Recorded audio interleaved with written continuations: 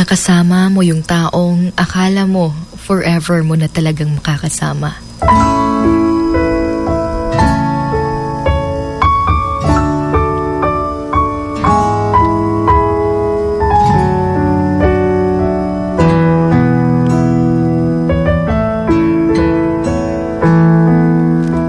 Minsan mo na rin ba itong naranasan?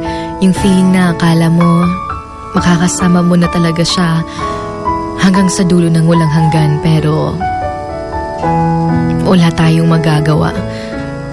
Bigla na lang siyang lumisan.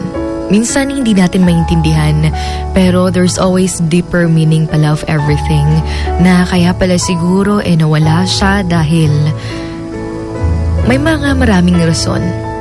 At siguro dahil nga dumating siya sa buhay natin para turuan tayo na magmahal ng totoo para sa mga taong darating pa. Yung sobrang sakit lang yung siguro hindi pa natin matanggap. Lisod man gudawaton, especially if grabe ka kamalipayon with that person. Lisod dawaton nga sa kalit lang nga panahon, kalit lang siyang nawala sa imuha. And what's worst is that you're already planning for your future, tapos bigla-bigla lang ding mawawala.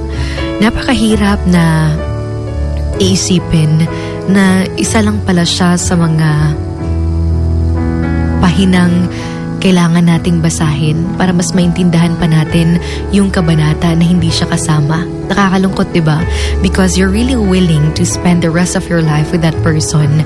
Pero yun na nga, hindi pala sa lahat ng panahon, hindi pala sa lahat ng bagay talagang kasama natin sila. Nakakalungkot yung nakasama mo yung taong akala mo forever mo nang makakasama. Mahirap man tanggapin, pero balang araw maiintindihan mo rin. Maiintindihan mo kung bakit nangyari. Maiintindihan mo kung bakit kailangan mong magpatuloy kahit hindi siya kasama. And I think that's part of life. Yung handa nating tanggapin, which is acceptance is very important.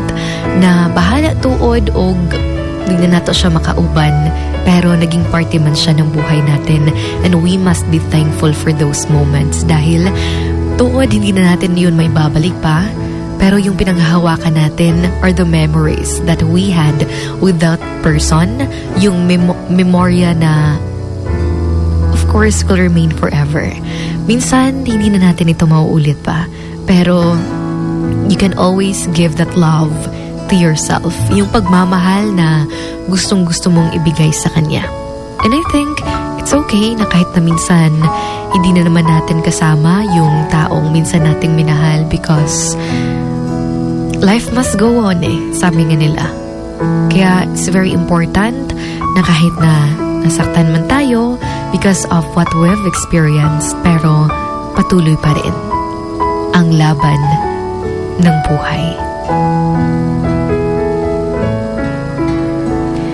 This is Emotions Going Wild with your Hugot Babe, Sugar Dolly, right here on your number 103.1, the multi-awarded radio station in Iligan. This is Wild FM. Emotions Going Wild. Wild FM. Emotions Going Wild. Wild FM.